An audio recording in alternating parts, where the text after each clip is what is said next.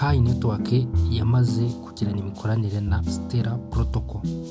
Hari umukunzi wambajije ku bijyanye na Stellar Protocol ambwira ngo nzabasobanurire ubundi Stellar Protocol ni iki.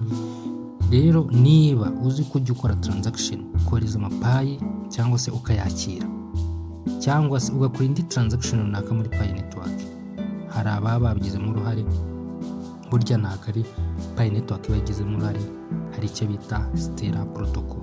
Nje kubasobanura Stellar Protocol ni iki, imigambi ifite kuri mainnet, kuko Stellar Protocol ifite imigambi myiza kuri Pi kandi ifite n'imikoranire myiza kuri Pi Network. Ni ukuvuga ngo Stellar Protocol rero hamwe na Pi Network bishimiye kuba batera imbere bakoze ibyo bita integration, kuvuga ngo bafatanyije imikoranire. Tujye kureba Stellar Protocol ubundi ni blockchain, ni wango ni blockchain based system. Iyo tuvuze blockchain based system ni system ishingiye kuri blockchain, nyine murabizi ko cryptocurrency ishingiye kuri blockchain. Rero ikaba ishinzwe gufasha cyangwa se kwihutisha transaction zikorwa cyangwa se ubwishyu bukorwa n'abantu tuvuga transaction.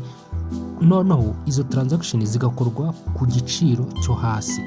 Niba nkoherereje Pi undi akazakira, hari udukeya bagucaginga. Iyo system rero ituma bagucaginga utwo tuntu ni Stellar Protocol yayihaye Pi, niyo ya Pi yayifashije system ya Stellar Protocol. Ubundi rero mu bintu biranga cyangwa se mu bintu bigize Stellar Protocol ni ukuvuga ngo ifite icyo bita decentralized ledger. Ikora ni ukuvuga ngo ishyiraho uburyo bwiza kandi bwizewe bwo kuba izo transaction zaba. Ikindi ikaba ifite n'ibyo bita decentralized exchange, ukaba watradingiraho n'andi macoin. Ndagira ngo muze kureba video yose muyirangize, muze no muraza kubona na link muri description ya Telegram channel na WhatsApp group, aho muzagenda mumenya amakuru agiye atandukanye. Rero Stellar Protocol rero ikindi ikora ni wango ikora ibyo bita asset tokenization. Ibi nibyo yafashije Pi rero, ifasha iyindi mishinga kuba yayishingira, ikanayigira inama cyangwa se ikayifasha mu bijyanye no gukora ifaranga koranabuhanga. No kuvuga ngo ikindi ikora n'ibyo bita interoperability, aho rero ifasha nyine kuba habaho imikoranire ku isi hose cyangwa se ku buryo bwo tradinga ku isi hose. Iyo system ikaba yayiha ibihugu bigiye bitandukanye cyangwa se imishinga igiye itandukanye. Rero imikoranire yayo na Pi ni ukuvuga ngo ni uko igenda ifasha Pi nyine kuba yakora izo transaction, ukaba wakorezanya n'umuntu Pi cyangwa se ukaba wazakira, kuko Pi ubwayo ntabwo ibintu byose yari kubyikorera. Urumva yakeneye umufatanyabikorwa uzwi kandi woroshya ibintu, ari we Stellar Protocol. Rero ni ukuvuga ngo ikintu gishoboka ni uko Pi ishobora kuzaba cyangwa se ishobora kuzakoresha network ya Stellar Protocol nyine ubwo mu bijyanye no kuba habaho amatransaction. Gusa bitavuze ko Pi nayo ishobora kugira native coin yayo ikaba yishingiyeho ubwayo, ariko muri iki gihe iri kwifashisha network ya Stellar Protocol mu rwego rw'amatransaction.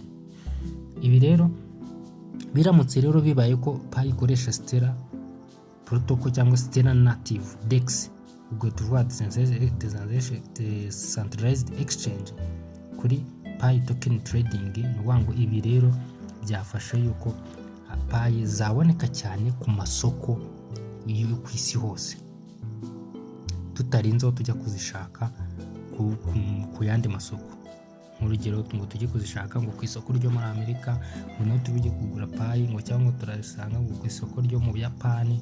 Ibintu nk'ibyo bivuze ko imikoranire ya Pi na DEX na decentralized exchange ya Stellar bibaye bakorana, Pi zaba nyinshi cyangwa se zaboneka mu buryo bworoshye, kuko twabonye ko Stellar Protocol ikimaze ni uko yoroshya ibintu, yoroshya uburyo bwo gukora amatransaction, yoroshya uburyo bwo kwishyura n'ibiki. Kandi twabonye ko Stellar Protocol ifite na exchange yayo, bivuze ko ibi byakoroha. Ikindi Stellar Protocol yemerera cyangwa se yemezerera abakiriya babo kuba habaho gukora crypto, gukora asset runaka, digital asset runaka, coin runaka. Ibi rero Pi yifashishije ubu buryo igira ngo igenda itanga ama reward, itanga ama royalty programs n'ibindi ibinyujije muri ya porogaramu cyangwa se muri ya platform ya Stellar. Bivuze ko ibi bintu byose ubona bikorwa, ano ma transaction akorwa, harimo uruhare rwa Stellar Protocol. Rero ibyiza byo kuba Pi yarihuje na Stellar Protocol ni ukuvuga ngo nuko haje ibyo bita scalability. Naho rero Stellar Network yafashije Pi Network kuba yakora transaction nyinshi zirenga ibihumbi n'ibihumbi mu isegonda. Nk'abantu nk'igihumbi bakoherezanya amapayi mu masegonda kandi bikihuta. Ibyo ni byo twita scalability. Habayeho n'icyo bita interoperability, aho rero Stellar Bridge cyangwa se Pi yagize icyo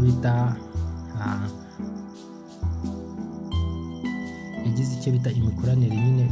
Ukumva Stellar yafashije Pi kuba yaba nka crypto cyangwa se nka network cyangwa se nka platform yinjiye mu bijyanye na blockchain network, kandi ikaba yakoresha n'ibyo bita fiat system.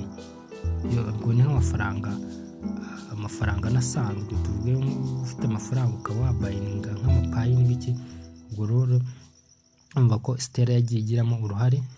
Ibindi n'ibyo bita security and transparency, no kumva bijyanye n'umutekano ndetse n'icyizere cyubatswe rero kubera ino Stellar Protocol yatumye Pi yizerwa kandi ikagirirwa icyizere. Ikindi ni global reach, aho rero Stellar yafashije Pi kuba yagira adoption cyangwa se ikaba yamenyekana cyane, ikaguka mu bihugu bigiye bitandukanye kubera ko yifashishije mu bijyanye n'amatransaction, mu bijyanye no gukora digital asset, ibintu nk'ibyo ngibyo. Imbogamizi rero navuga ko zabaye mu mikoranire ya Stellar Protocol na Pi, ngo habayemo icyo bita technical complexity. Ibi rero kuba barihuje, kuba blockchain ebyiri zarihuje Stellar Protocol na Pi, byasabye imbaraga nyinshi cyangwa se ubuhanga bwinshi bijyanye na tekinike mu bijyanye no gutestinga no kugerageza iyo mikoranire. Ni ibintu bisaba imbaraga nyinshi, ni ibintu bisaba gukora cyane, ni ibintu bisaba tekinike nyinshi, abahanga benshi, aba IT. Ibyo rero ni imbogamizi byagiye biteza. Hariho n'ibyo bita regulatory compliance. Aha rero yaba Stellar yaba Pi nuko bigomba kubanza gushaka ibyangombwa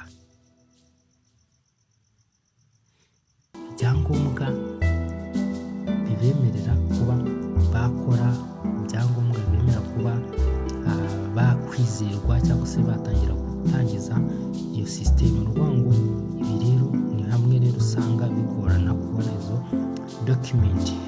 Ibindi ni ibyo bita community consensus. Aha rero nka Pi urumva kubera ko ikeneye kwinjira muri system ya decentralized blockchain cyangwa se decentralized governments, byayisabye ko ibanza kwemeza cyangwa se gushaka imikoranire n'abantu bari basanzwe barimo kandi bafite ubushobozi. Ibyo rero byarayigoye kugira ngo igirane imikoranire na decentralized governance, hariho nka Stellar Protocol rero kugira ngo igirane imikoranire ntabwo ko byagiye biyikura. Iyo rero ni imbogamizi. Rero ni ukuvuga ngo navuga ko ari ibyo ngibyo, navuga gusa hari n'ishyirwa mu bikorwa uburyo byagenze kugira ngo bagirane imikoranire hagati ya Pi na Stellar Protocol. Ni ukuvuga ngo habaho ibyo bita partnership agreement, habanza kubaho amasezerano, aho rero Stella na Stella Development Foundation na Pi Network kuba timu babanje baricara bariga bashaka uburyo bagirana imikoranire ituma bakora. Ikintu cya kabiri bamaze kwiga bakagirana n'imikoranire bakabyigaho, habayeho ibyo bita development of anchors. Aha rero bakoze nk'ibikorwa remezo, ibikorwa muri digital ntabwo nabyita ngo ni ibikorwa remezo, ariko ni imikorere ya sisiteme. Aho rero iyi mikorere ya sisiteme bashatse uburyo bayidevelopa. Noneho step ya gatatu bakoze ibyo bita testing and feedback. Bakoze ibyo bita pilot program kugira ngo batestinge ya mikoranire yabo ko ifite ubushobozi cyangwa se ishoboka. Then bamaze gutestinga bakora development, system bayishyira hanze, abantu batangira gukoresha, transaction itangira gukorwa. Muribuka ko ari n'amacoin bagendaga batanga muri byo bita testnet, harimo uruhare rwa Stella Protocol. Stella Protocol rero ubutaha nzababwira kuri upgrade nshyashya, version nshyashya ya Stella Protocol, ikimaze n'impamvu ari ngombwa kubona mainnet mu bijyanye no kuba Pi yajya ku isoko. Iriya version nshyashya ya Stella Protocol niyo tuzavugaho ubutaha. Nshimira umuntu wese wumva ikiganiro akakirangiza nuko yari akeneye kubimenya. Ubwo rero ubutaha nzababwira kuri Stella Protocol new version ifite uruhare runini muri listing ya Pi Network. Koze Imana ibarinde, mukomeze mugubwe neza, mwibuka gukora subscribe, sharing n'abandi video.